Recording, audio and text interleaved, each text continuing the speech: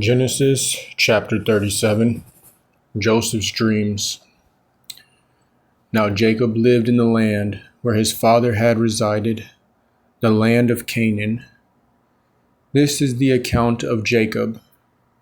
When Joseph was 17 years old, he was tending the flock with his brothers, the sons of his father's wives Bilhah and Zilpah, and he brought their father a bad report about them.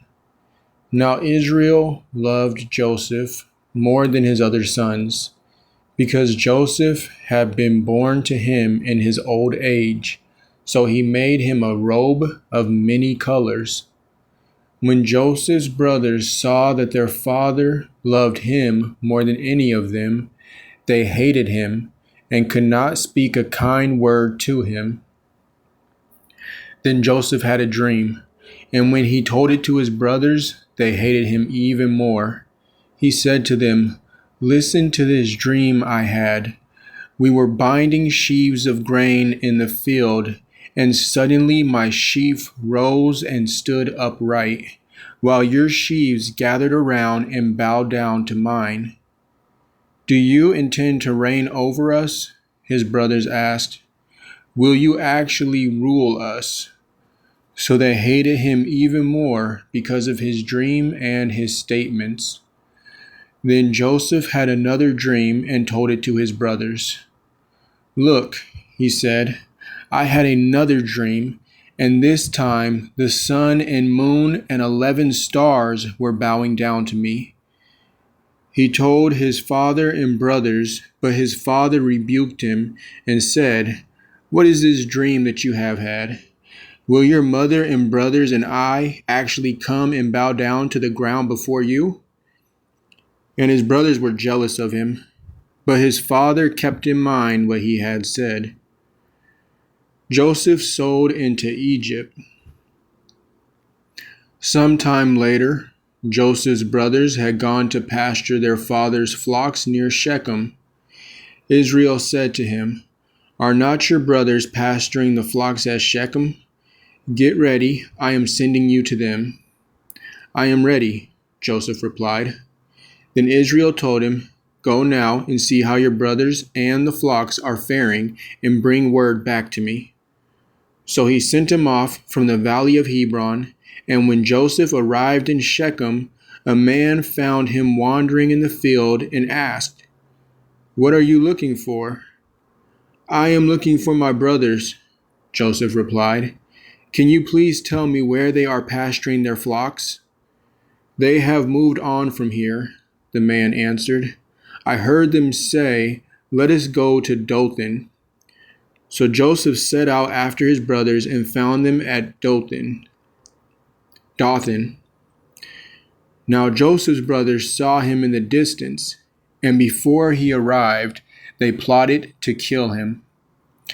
"Here comes that dreamer," they said to one another. "Come now, let us kill him and throw him into one of the pits. We can say that a vicious animal has devoured him.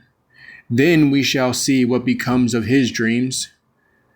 When Reuben heard this, he tried to rescue Joseph from their hands. "Let us not take his life," he said. "Do not shed his blood. Throw him into this pit in the wilderness, but do not lay a hand on him." Reuben said this so that he could rescue Joseph from their hands and return him to his father. So when Joseph came to his brothers, they stripped him of his robe, the robe of many colors he was wearing, and they took him and threw him into the pit. Now the pit was empty, with no water in it. And as they sat down to eat a meal, they looked up and saw a caravan of Ishmaelites coming from Gilead. Their camels were carrying spices, balm, and myrrh on their way down to Egypt. Then Judah said to his brothers, "What profit will we gain if we kill our brother and cover up his blood? Come, let us sell him to the Ishmaelites and not lay a hand on him, for he is our brother, our own flesh." And they agreed. So when the Midianite traders passed by, His brothers pulled Joseph out of the pit and sold him for 20 shekels of silver to the Ishmaelites, who took him to Egypt. When Reuben returned to the pit and saw that Joseph was not there, he tore his clothes, returned to his brothers, and said, "The boy is gone.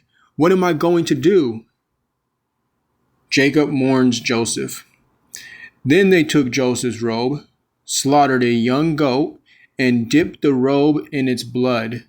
They sent the robe of many colors to their father and said, "We found this. Examine it to see whether it's your son's robe or not." His father recognized it and said, "It is my son's robe. A vicious animal has devoured him. Joseph has surely been torn to pieces." Then Jacob tore his clothes, put sackcloth around his waist, and mourned for his son many days.